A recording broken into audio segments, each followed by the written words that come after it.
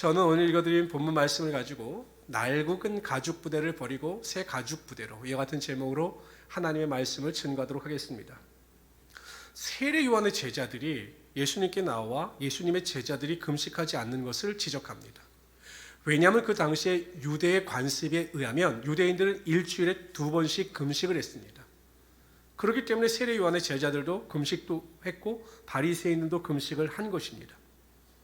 그런데 예수님의 제자들은 금식을 하지 않아요. 왜냐하면 예수님께서 금식을 명하시지 않았기 때문에. 세례 요한의 제자들이 말하는 겁니다. 왜 당신의 제자들은 금식을 하지 않습니까? 저는 오히려 이게 충격입니다. 세례 요한의 제자들인데, 예수님이 메시아인 것을 아는 세례 요한의 제자들인데 어떻게 낡은 유대 관습을 따르지 않느냐라고 예수님께 묻는지 참 의아합니다.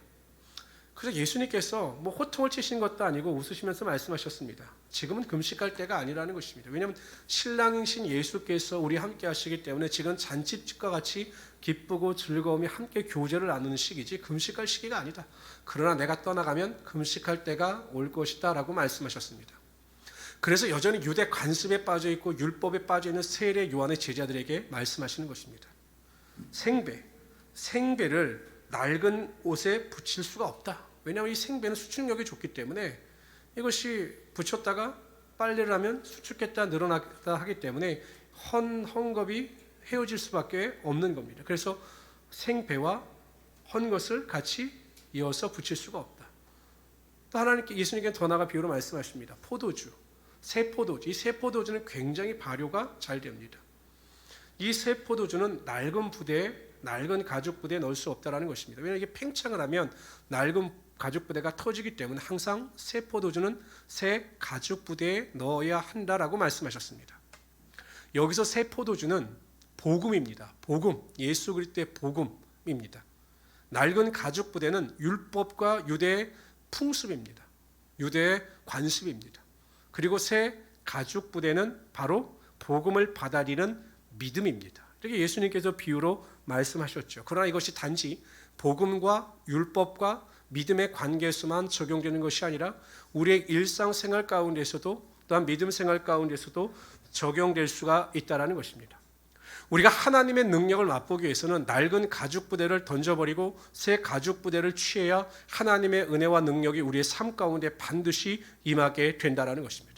그러니까 여전히 우리가 낡은 가죽 부대를 가지고 있으면, 낡은 가죽 부대 안에 거하고 있으면 하나님의 놀라운 능력이 임할 수가 없는 것입니다. 새 포도주의 능력이 임할 수가 없는 것입니다.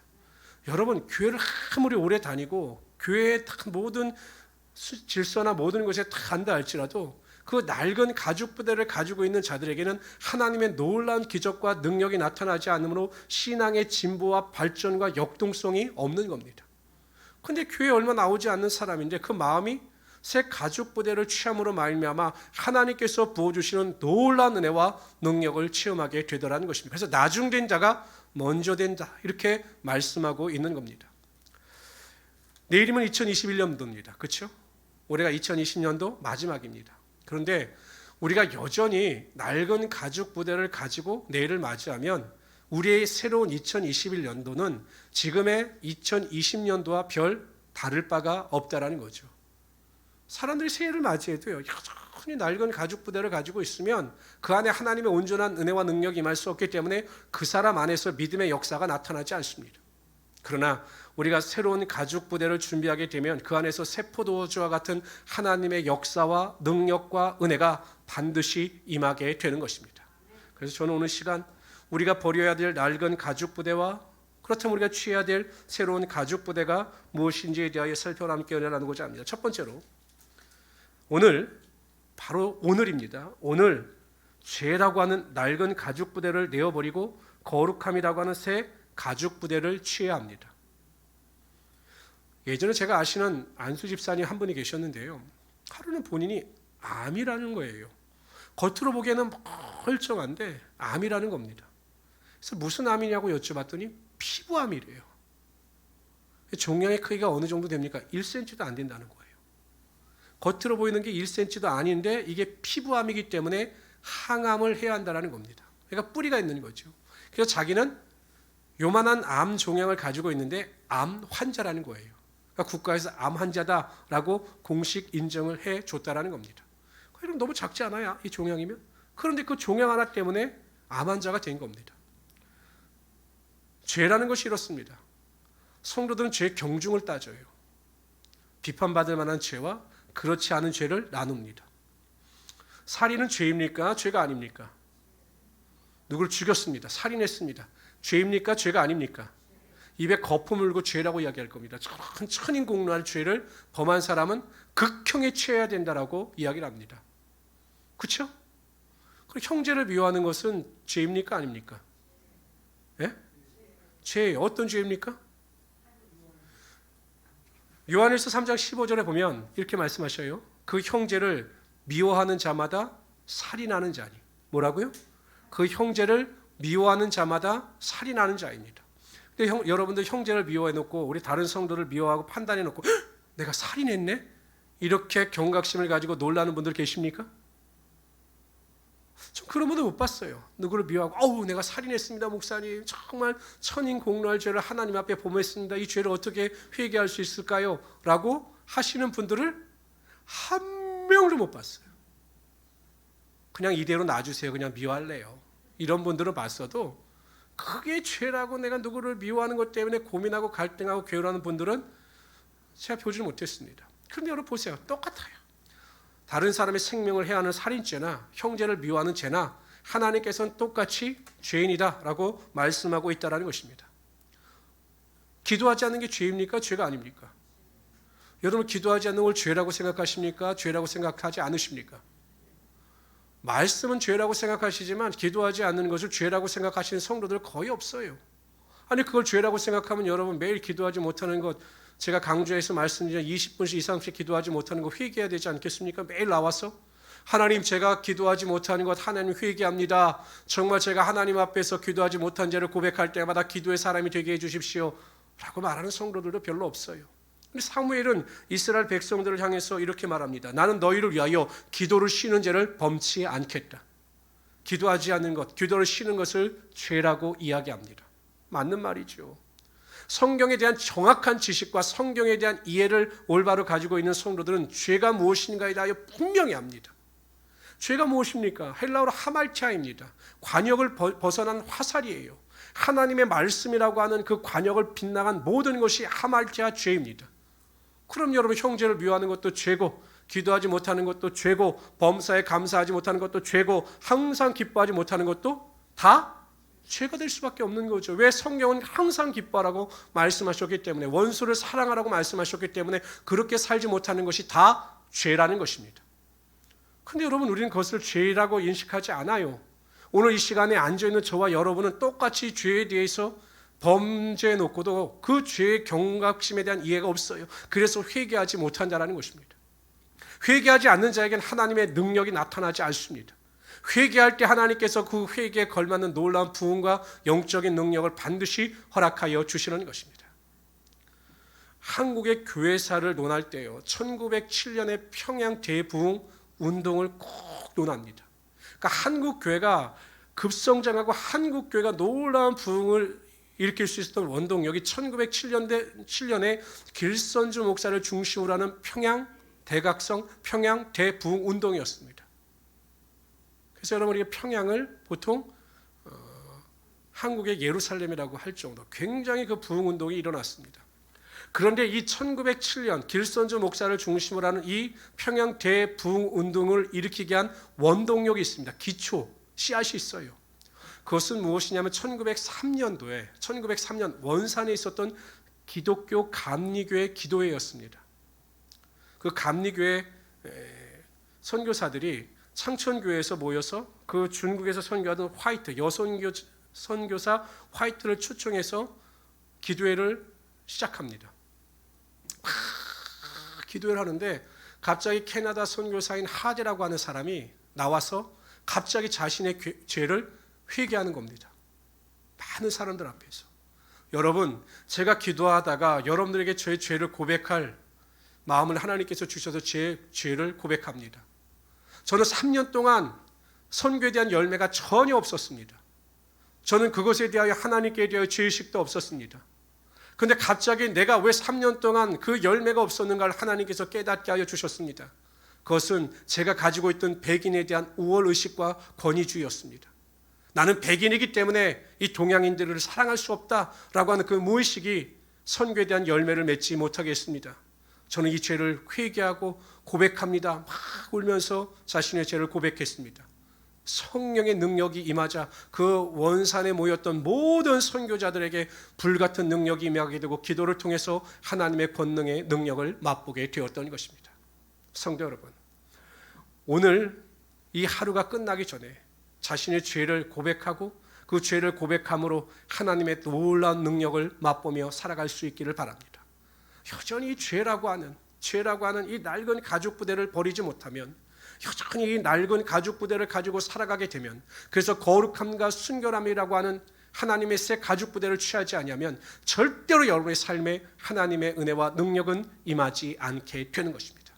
저는 오늘 시간 우리 성도님들이 다음 시간에 기도할 때 온전히 오늘 안에 자신의 죄를 회개하고 돌이킴으로 낡은 가죽 부대를 버리고 하나님의 순결함과 정결함 가운데 거룩한 가죽 부대를 가지고 살아갈 수 있는 우리 성도들이 되시기를 바랍니다.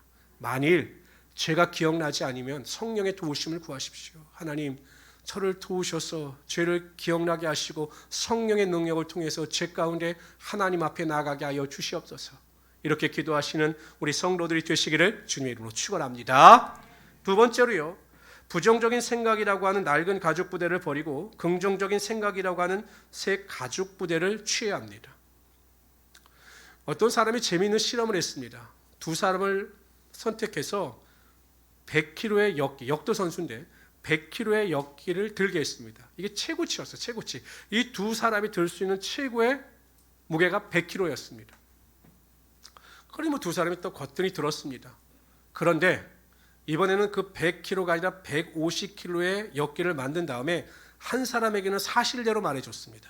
저게 150kg다 라고 말해줬습니다. 그리고 한 사람에게는 그것이 120kg가 아니라 똑같은 100kg다 라고 거짓말을 했습니다. 120kg라고 하는 사실을 안 사람은 아예 들 시도조차 하지 않았습니다. 왜냐하면 나는 100kg밖에 못 드니까 150kg를 들 수가 없어 라고 생각하여 아예 들 생각조차 못했습니다. 그래서 신용만 하다 포기했습니다. 근데 아무것도 모르는 사람, 150kg인데 100kg라고 믿었던 그 사람은 그 역기를 번쩍 들었습니다.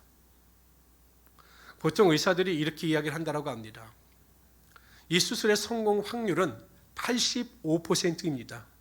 어떻게 수술에 동의하십니까? 라고 물으면 100이면 100 다 그 수술에 동의를 한다고 합니다. 근데 반대로 말하는 겁니다.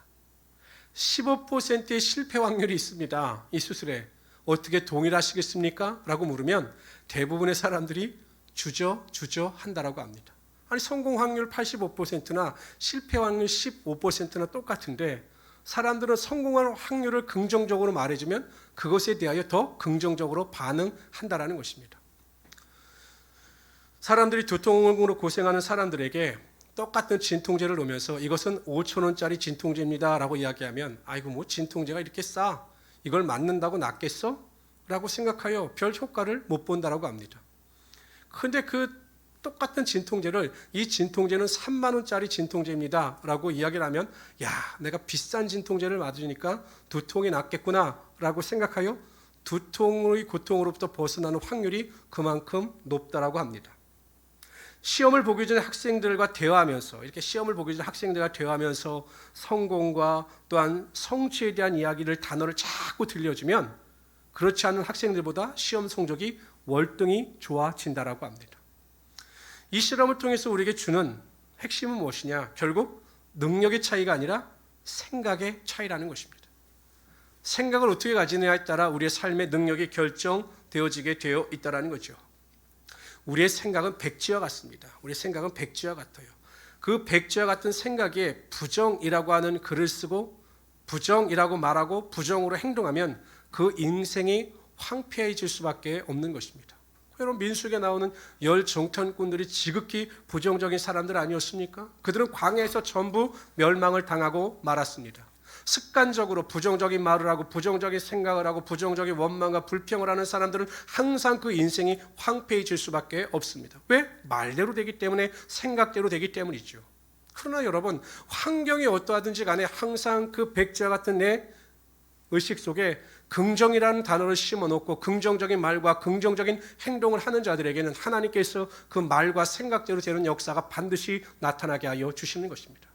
여호수아와 갈렙은요, 긍정적인 생각과 긍정적인 말을 했습니다. 하나님께서 우리를 승리케 하신다라고 긍정적인 말과 행동을 했을 때 가나안에 들어가는 하나님의 축복을 누릴 수 있었던 것입니다. 긍정적인 말과 생각을 하는 자들에겐 반드시 하나님께서 가나안의 축복을 허락하여 주시는 것이죠. 청년들은 이렇게 이야기합니다. 결혼해야지. 가진 게 있어야지 목사님 결혼하죠. 이게 얼마나 믿음 없는 말입니까? 가진 게 있어서 결혼 못하는 게 아닙니다. 능력이 없어서 결혼 못하는 거지. 우리가 하나님 앞에서 구하고 긍정적인 선포와 믿음을 할 때 어떠한 저주로부터 또한 어떠한 궁핍으로부터도 우리는 자유함을 얻게 되며 하나님의 은혜와 능력 가운데 살아갈 수 있게 되는 것입니다. 따라하십시오. 따라하십시오. 우리 저기 비대면으로 예배하는 분들 따라하십시오. 나는 이 시간부로 절대로 부정적인 말을 하지 않는다. 크게 하십시오. 부정적인 생각을 하지 않는다. 나는 긍정적인 말과 긍정적인 생각을 한다. 이러한 믿음의 고백을 가지고 살아갈 수 있는 우리 귀한 성도들이 되시기를 주님의 이름으로 축원합니다. 그러니까 절대 말할 때 안자를 붙이지 마세요. 안 된다, 못한다, 이 단어 붙이지 마세요. 할 수 있다, 된다, 믿음대로 된다 라고 선포할 수 있는 우리 성도들이 되시기를 주님의 이름으로 축원합니다. 세 번째로, 마음의 상처라고 하는 낡은 가죽 부대를 버리고 회복과 높은 자존감이라고 하는 새 가죽 부대를 소유하시기를 바랍니다. 어느 목사님 가정이 아파트로 이사를 갔는데 이 목사님은 이 조망권을 너무 좋아하시는 분이라 26층으로 이사를 가셨습니다. 아파트. 그래서 이 목사님 너무 좋은 거예요. 산도 보이고 하니까 너무 좋은 겁니다. 근데 한 가지 골치 아픈 일이 있어요. 그것은 무엇이냐면 절대로 사모님이 창문을 못 열게 한다는 겁니다. 이 베란다 샤시를. 그래서 목사님이 왜 그러냐고 물었더니 도둑 들어온다고 열지 말라는 거예요. 목사님이 그렇죠. 26층인데 어떻게 도둑이 들어오냐고. 아니라는 겁니다. 옥상에서 밧줄을 타고 도둑이 들어올 수 있으니까 절대 창문을 열지 말아라. 이렇게 신신당부를 하는 겁니다. 그래서 목사님이 여쭤봐서 당신은 왜 도둑이 들어온다고 생각을 하십니까? 라고 물어봤습니다. 그랬더니 사모님이 말씀하시기를 자기는 태어나서 3번의 도둑질을 당했다는 거예요. 고3 때는 공부하고 있는데 창으로 도둑이 들어오는 것을 봤다는 겁니다. 그러니까 이 도둑에 대한 트라우마가 있는 거죠. 창문으로는 도둑이 들어온다라고 하는 트라우마가 있는 겁니다. 그러니까 그 트라우마를 못 깨트리니까 26층에서도 도둑이 들어올 수 있다라고 하는 그 상처를 가지고 창문을 못 열게 한 겁니다. 근데 목사님 가정은 반대였어요. 목사님 가정은 대식구였습니다. 대가족. 16식구가 살았습니다. 그럼 여러분 도둑이 들어오려고 하다가 현관에 신발 수만 보더라도 겁나서 도망갔겠죠. 그래서 이 목사님네 집은 항상 문을 열어놓고 대문을 열어놓고 그렇게 살았습니다. 도둑은 절대 들어오지 않는다 이런 생각을 가졌던 거죠. 그래서 사모님은 그 트라우마 상처를 극복하지 못했기 때문에 그 좋은 풍경과 좋은 공기를 누리지 못했던 것입니다. 상처가 드러나는 경우가 있어요. 내 스스로 내 상처가 무엇인지, 내가 어렸을 때부터 어떤 상처가 있고, 내가 자라오면서 부모로 받은 상처가 있고, 내가 자라오면서 친구로부터 받은 상처가 있습니다. 근데 그 상처를 제때 치유를 하면 사람들의 자존감이 높아지는데, 이 상처를 제때 치유하지 못하면 이 상처로 인하여 어떤 충격을 받게 되면 무의식 중에 우울감이라든지 낙심이 다가오게 되어 있다는 겁니다. 제가 아는 그 수석구역장님 한 분 같은 경우 청년 때 그렇게 친구 사이에서 왕따 당한 것이 이 상처 트라우마를 극복하지 못해서 조금만 누군가가 자기에게 소홀히하거나 조금 이렇게 등한시하면 그 상처 트라우마 때문에 또 우울증에 빠지는 겁니다. 그래서 결국 이번 자살했습니다. 우울증을 극복하지 못하고. 그런데 이 상처가 있는 분들이 나타나는 현상이 있어요. 뭐가 있냐면 무의식 중에 상처가 있는 사람들이 가장 나타나는 현상 중에 하나가 절제되지 않는 분노입니다. 분노. 막 한번 화가 나면 누군가 자기에게 조금만 싫은 소리라거나 조금만 이상한 소위라면 이 자기의 분노를 절제하지 못하는 분들이 이 상처 때문에, 트라우마 때문에 그런 일이 벌어진다라는 것이죠. 근데 예수 믿는 성도들 중에도 은근히 트라우마가 많아요, 상처가. 그래서 상처를 극복하지 못하니까 계속 오해를 하게 되고 그 오해가 이상한 상황으로 생각을 계속 이끌어가게 되더라는 것입니다. 성도 여러분, 우리는 상처나 트라우마 때문에 인생을 허비하는 그러한 하찮은 존재가 아닙니다. 하나님께서 우리를 하나님의 자녀 삼아 주시고 하나님의 완전한 자로 우리를 다시 만들어 주셨습니다. 그리고 혹 마음속에 상처가 있다면 나는 정말 하나님의 자녀가 되었다, 천국 백성이 되었다, 나는 왕 같은 제사장이 되었다라고 하는 이 높은 자존감을 가지고 상처를 이기시고 이 세상을 믿음 안에서 승리하며 살아갈 수 있는 하나님의 귀한 성도들이 되시기를 주님으로 축원합니다.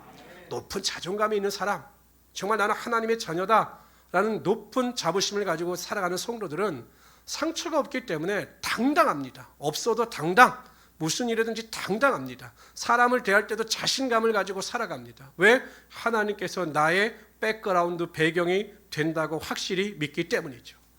혹시 여러분들의 상처가 있다면, 아직도 내 마음속에 상처가 있고 어렸을 때 상처가 있다면 선포하십시오. 예수로 명한다. 내 속에 있는 악한 상처는 다 떠나갈지어다 라고 선포할 때 상처가 회복되어지고 하나님의 높은 사랑과 자존감이 우리의 삶에 흘러 넘치게 될 것입니다.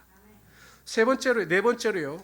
우리는 우리의 신앙의 타성이라고 하는 낡은 가죽 부대를 버리고 열심과 열정이라고 하는 새 가죽 부대를 취해야 합니다. 전에 다니던 교회에서 저는 정말 하나님께서 은혜를 주셔서 사역을 할 때마다 최선을 다했습니다. 제가 중고등부를 맡든 유초등부를 맡든 청년회를 맡든 최선을 다해서 헌신했습니다. 보통 여름 수련회가 시작되면 한 20개에서 30개 부서가 수련회를 각각 진행합니다. 그러니까 여러분 강사가 20명에서 강사가 굉장히 필요한 거죠. 그럼 그때 정말 저를 정말 은혜롭게 봐주신 부서에서 저를 성령 충만 기도의 강사로 이렇게 청빙을 합니다. 그때 내가 안수 집사님, 우리 김상민 안수 집사님, 기라경 우리 형제님, 우리 이지선 집사님 이런 분들하고 수련회 때마다 정말 많이 올라갔어요. 제가 많이 올라갈 때는 한 여름에 20번을 올라갑니다. 여러분 3시간을 성령 충만 기도하고 내려오면 몸무게가 3kg가 빠져요. 그것을 한 달 동안 했습니다. 그럼 마지막에 제가 장염 때문에 고통을 당해요. 왜냐하면 성령 충만 때문에 하도 물을 마셨더니 한 달 정도 하니까 이제 장염이 와서 고생을 합니다. 그때 제가 아는 선배 목사 하나가 저를 불러서 이렇게 이야기를 해요. 임 목사, 적당히 해. 그렇게 한다고 윗사람이 알아주는 것도 아니고 너만 손해야 라고 이야기를 합니다. 그렇죠. 제가 밤 12시에 내려옵니다. 그럼 아침에 일어나서 새벽 기도를 또 인도하든지 하고 다른 사람들과 똑같이 8시 반에 출근을 합니다. 6시에 딴 사람들은 퇴근해서 집에 갈 때 저는 다시 기도원에 올라가서 성령 충만 기도를 9시나 10시까지 인도하고 또 내려옵니다. 이걸 한 달 계속 하는 거죠. 그러니까 다른 사람들보다 훨씬 더 많은 것을 하는 거죠. 그렇다고 뭐 그때 강사비도 없었습니다. 기름값도 제가 다 자비로 했고 아무것도 없었어요. 그러니까 그게 참 안쓰러워 보였던 거죠. 남들이 쉴 때 저렇게 해준다고 뭘 나아지는 것도 없고 알아주는 것도 없는데 왜 저렇게 미련하게 일을 할까? 적당해. 이 말을 저에게 충고를 했습니다. 근데 저는 적당이라는 말을 제일 싫어합니다. 적당해 이 말을 제일 싫어합니다. 특히 하나님의 일에 대해서 적당해 이 말을 저는 정말로 싫어합니다. 여러분 하나님께서 우리에게 적당히 하는 일을 받으실 그러한 분이십니까? 나의 모든 것을 들여서 하나님께 대하여 헌신하고 봉사해도 부족한데 적당히 예배하고 적당히 기도하고 적당히 찬양하고 적당히 말씀 읽고 하는 것이 과연 하나님 보시기에 합당한 믿음의 행위냐라는 것입니다. 근데 여러분 마귀는 적당히 하라고 이야기합니다. 적당히 예배해, 적당히 봉사해. 아니 오늘 직장 갔다 와서 힘든데 그냥 적당히 쉬지. 뭘 또 교회 나가서 7시부터 세팅하고 7시부터 연습하고 8시에 찬양 인도하고 그런 일을 왜 해? 누가 알아봐 준대? 적당히 새벽 예배 나가서 기도한다고 하나님께서 새벽에만 들으셔? 9시에 일어나서 기도해도 돼. 적당히 해. 이런 말을 하는 거죠. 그럼 성도들은 거기 적당히 다 넘어가는 겁니다. 노아 홍수 시대에요. 얼마나 물이 많았습니까? 온 천지가 다 물이었어요. 근데 문제는 무엇이었습니까? 마실 물은 없었어요. 다 흙탕물이었기 때문에 마실 물은 없었습니다. 예수님께서 탄식하셨죠. 추수할 곡식은 많은데 추수할 일꾼이 없다라고 탄식하셨습니다. 우리가 살아가고 있는 이 시대가 이렇습니다. 교회 다니는 교인들, 예배에 참석하는 교인들은 많은 것 같으나 하나님을 위하여 헌신하고 봉사하는 참된 제자가 없는 이 시대, 군중은 많으나 하나님을 위하여 헌신하는 제자들이 없는 이 시대가 바로 우리가 살아가고 있는 이 시대라는 것입니다. 적당히 예배하고 적당히 말씀 읽고 적당히 살아가는데도 불구하고 내가 살아가고 있는 이 믿음의 삶이 온전한 믿음의 삶이라고 착각하는 이 시대, 이것이 우리가 살아가고 있는 이 시대라는 것입니다. 영국의 부흥운동을 이끌었던 두 사람이 있어요. 존 웨슬리라고 하는 사람, 감리교를 창설한 존 웨슬리라고 하는 사람과 조지 휘필드라고 하는 목사님이 있습니다. 이 두 분이 영국의 영적 부흥을 일으킨 거목입니다. 조지 휘필드 목사님은 항상 이렇게 사람들에게 이야기했습니다. 나는 녹슬어서 사라지기보다는 닳아서 없어지기를 원한다. 하나님 앞에서 전혀 일하지 않으므로 내 인생이 녹슨 인생이 아니라 하나님을 위하여 헌신함으로 내 삶이 닳아 없어지는 헌신의 삶이 되기를 원합니다 라고 고백하면서 그렇게 살아나갔습니다. 사도 바울은 밀레도에서 마지막 예루살렘으로 올라가기 전에 이제는 예루살렘으로 올라가면 로마나 다른 곳에 대하여 핍박과 순교를 당한 것을 알았던 사도 바울은 에베소의 장로들을 불러서 그들과 마지막 대화를 나눕니다. 그때 사도 바울이 이 밀레도에서 에베소 장로들에게 이렇게 이야기합니다. 내가 달려갈 길과 주 예수께 받은 사명, 다시 한번 읽어봅시다. 시작. 내가 달려갈 길과 주께 예수께 받은 사명 곧 하나님의 복음을 증언하는 일을 마치려 하면은 나의 생명조차 조금도 귀한 것으로 여기지 아니하노라. 자신의 생명을 바쳐 주님의 일을 감당했습니다. 그리고 그는 네로 황제 때 순교함으로 자신의 삶을 하나님께 드렸습니다. 이렇게 열정과 열심을 가지고 살았던 사람들도 있어요. 그런데 여러분 요한계시록에 보세요. 라우디게아 교회도 나옵니다. 부자였던 동네예요. 라우디게아 교회는 엄청 그 라우디게아 지역 자체가 부자인 동네였습니다. 지금으로 말하면 강남이었어요. 그 라우디게아 성도들은 이야기합니다. 나는 부한 자다. 나는 부자이기 때문에 넉넉한 자이기 때문에 부족함이 없다. 이렇게 이야기하면서 신앙생활도 적당히 했습니다. 그랬더니 예수님께서 라우디게아 교회를 향해서 이렇게 책망하십니다. 읽어봅시다. 시작. 내가 내 행위를 아노니 내가 차지도 아니하고 뜨겁지지 아니하도다. 내가 차든지 뜨겁든지 하기를 원하노라. 내가 이같이 미지근하여 뜨겁지도 아니하고 차지도 아니하니 내 입에서 너를 토하여 버리리라. 성도 여러분은 어디십니까? 정말 중환자실에서 산소 호흡기를 띠고 생명을 연장하는 그런 중환자와 같은 신앙생활을 영위하고 있는 분들입니까? 아니면 조지 휘필드나 사도 바울처럼 자신의 생명조차 귀한 것으로 여기지 아니하고 하나님을 위하여 열심과 최선을 다하며 살아가는 성도들입니까? 내가 잘 압니다. 정말 내가 잘 알아요.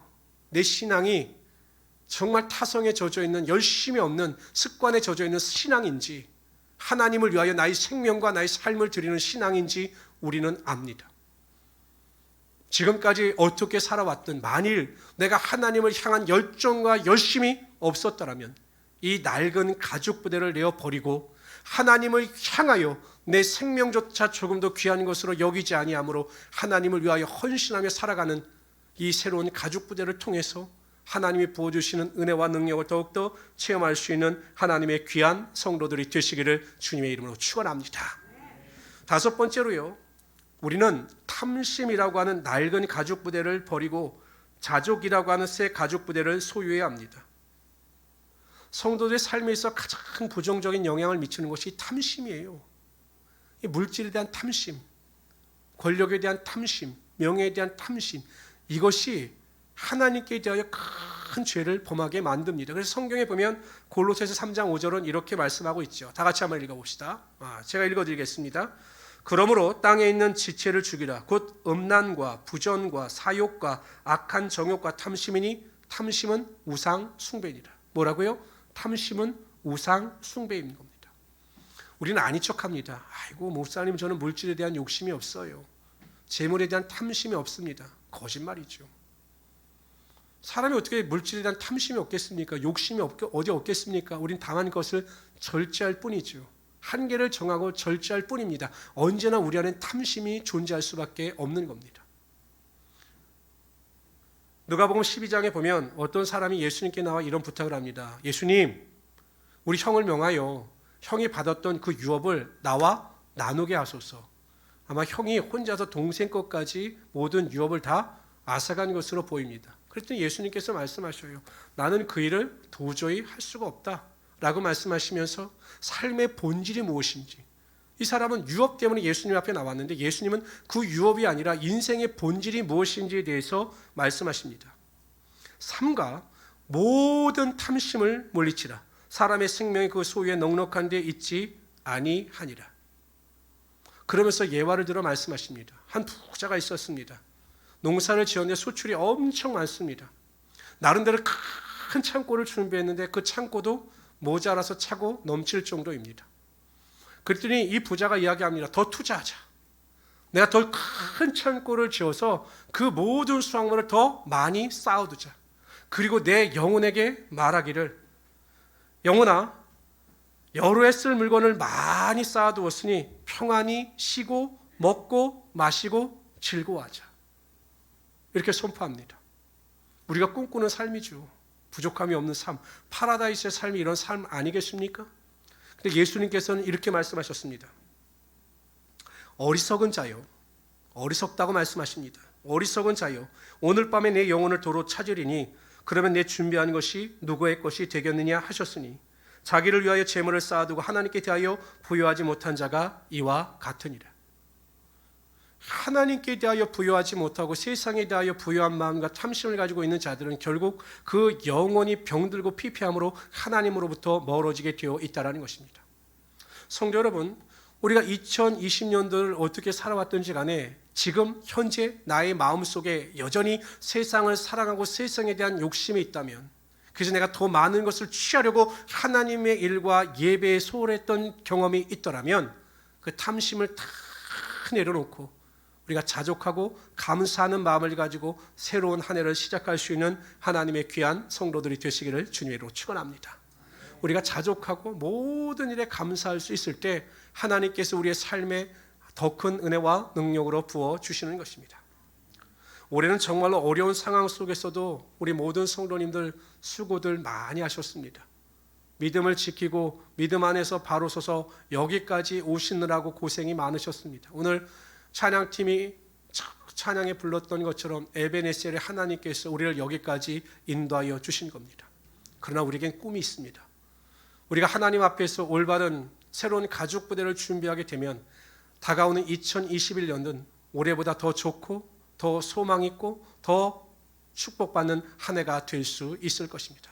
하나님은 항상 구하고 간구하는 자들에게 구하는 것이나 생각하는 것보다 넘치도록 부어주시고 꿈을 꾸고 소망을 가진 자들에게는 그 꿈과 소망이 반드시 이루어지게 하여 주시는 것입니다. 그러게 첫 번째, 아직까지도 회개하지 못한 죄가 있다면 오늘이 가기 전에 그 모든 죄를 회개하십시오. 입술로 고백하십시오. 기억나지 않는다면 하나님께 성령님을 의지하여 그 죄를 기억나게 해달라고 기도하십시오. 그래서 죄를 고백하고 2021년도에는 거룩함이라고 하는 하나님의 귀한 옷을 입고 주님 앞에 믿음 안에서 승리할 수 있기를 주님으로 축원합니다.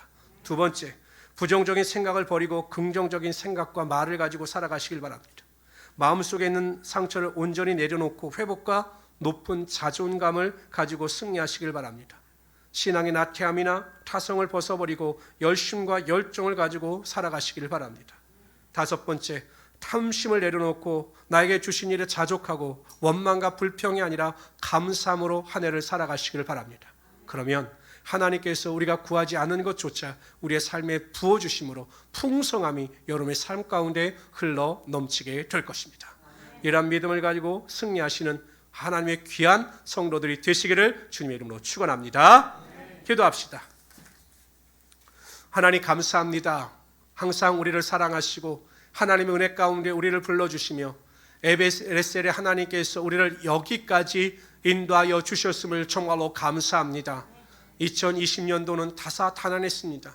하나님, 이 코로나19 사태에도 불구하고 우리를 택하여 주시고 하나님의 은혜 가운데 불러주셔서 오늘 이 자리에 우리가 모두 예배하며 하나님께 영광 돌리게 하여 주심을 정말로 감사합니다.